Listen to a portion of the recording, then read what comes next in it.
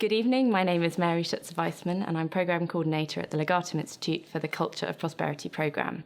And here with me is Professor Huw Bowen, Professor of Modern History at the University of Swansea and the leader of the Copper Regeneration Programme in the Lower Swansea Valley. He's here today to give a lecture for our History of Capitalism lecture series, which in 2016 will focus on the role of cities. Huw, thanks for coming. I have a few questions for you. Okay. Which city in history, in your opinion, has been most central to human flourishing? That's an incredibly difficult question to answer. And the real danger is, I think, of not taking a long view or alternatively being quite Eurocentric about it. But having said that, all factors considered, I think I've got to go for London. The flowering of London, brief though it may have been, between, say, 1688 and 1914, I think brought together a unique set of circumstances that shaped many things, certainly shaped the city and its institutions, particularly finance. It certainly shaped a particular trading world. It lay behind the growth of an enormous empire. And culturally, I think it lay behind the development of a particular form of capitalism, which influenced the development of what you might call the first global economy that came into being in its fully fledged form in the 19th century. That's a culture perhaps now known as gentlemanly capitalism, a set of mores and values which influenced the whole way in which London projected its values out onto the world, creating obviously an empire, but a huge sterling trading area as well. Now, obviously, the benefits, if we're talking about flourishing, are accrued, largely speaking, by Great Britain itself. And there is a downside to all of this in the sense that much of what London did or lay behind was exploitative, extractive. We think of coercive empires, the slave trade, etc., etc. But I think in the broader sense, if we were talking about economic impact, I can't think of any other city that has so sharply influenced a particular period of time.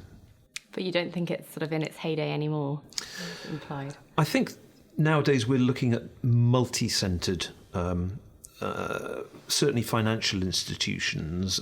London is obviously still up there, but a lot of what defined it has long since gone. The Port of London, for example, now is no longer as dominant as it was. Mm-hmm. There isn't an empire that's governed from London anymore. But nonetheless, I think the city and its institutions, they endure, and there are still sets of values that are evident within the world economy. And which city has had the greatest impact on you personally? Well, I think that the city that's had the greatest impact on me probably was Calcutta. Kolkata, as perhaps we should now call it, simply because it was the first Asian city that I'd had extended contact with. I went there to live and research for 6 to 8 weeks, not an enormous length of time, but it had a very profound impact on my sense of the vitality and energy of Asia. I went there very narrowly to research colonial history, and I was interested in colonial architecture, the architecture of the Raj and all these sorts of things, and duly went sightseeing and saw all the things that need to be seen there. But as I got better to understand the city and went, as it were, off the straight and narrow, you encounter a Calcutta that is incredibly vitalic in terms of its art, its poetry, its culture, its science. This was really almost in the pre-internet era, and it had a remarkably powerful print culture, bursting with ideas, and standing cheek by jowl, of course, with extraordinary levels of poverty. One then has these remarkably powerful sort of cultural institutions that left a really enduring mark on me. And which city do you think might be one to watch for the future? I think one to watch probably again in Asia, and I'll go back to India, perhaps not one of the most obvious ones, but I think Bangalore, very important in the sense that it's a relatively new kid on the block in its most recent manifestation. It is a historic city, very important in the state of Mysore as a sort of strategic centre for many hundreds of years. But its reinvention over the last 30 years in terms of its embracing of information technology in particular, it's a cliche to call it the Silicon Valley of India, but hey, sometimes cliches are accurate. But that has given rise to an enormous concentration of expertise there, which sees now around the IT industry many scientific institutions, technological institutions, and this is a city that is playing on the global stage in a very powerful way, perhaps not immediately obvious to everyone. Because it's not trading in a conventional way, but nonetheless, I think its impact is very profound indeed. So that's certainly one to watch. And your lecture today is on Swansea.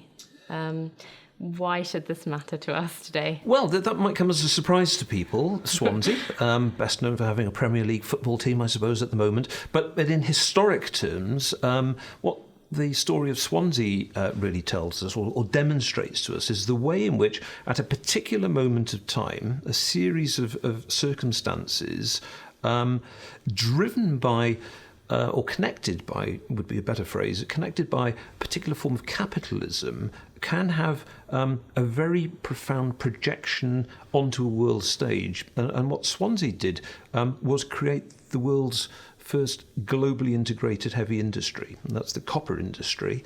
Swansea became known as Copperopolis because it absolutely dominated the smelting of copper during the middle of the 19th century. Because what it did, or what the entrepreneurs behind its growth did, was stitch together extraordinarily complex supply chains and distribution networks that brought into play and centred in Swansea very far-flung outposts, if you like, mines that were located in North America, South America, Australia, Europe, because Swansea itself has no copper ore deposits. And this industry had its entire nerve centre, if you like, within only a few square miles of incredibly densely industrialised valley floor. It is also important, I think, because as that industry went into decline in the early 20th century, Swansea was faced with very profound problems related to industrial despoilation, dereliction, and was quickly out of the blocks in the post-war years in an attempt to come to terms with that. And a very, very ambitious regeneration project was put in place in the 1960s, which, again, I think it's fair to say would be world-leading. This was the Lower Swansea Valley Project, which was an attempt to put that industrial past behind it in an attempt to create a new environment, new society, new forms of economic enterprise. And now Swansea is again reinventing itself with almost a second phase of regeneration, which promises very good things for the future. The key to that, I think, though, is not forgetting about the past, which is what put Swansea on the map in the first place. Might that also be the case for Bangalore, your suggestion for the city to watch to the future? I think so, yes. Yeah. There is a striking parallel there, yeah. Well, thank you very much. I look very much forward to hearing your lecture. Thank you.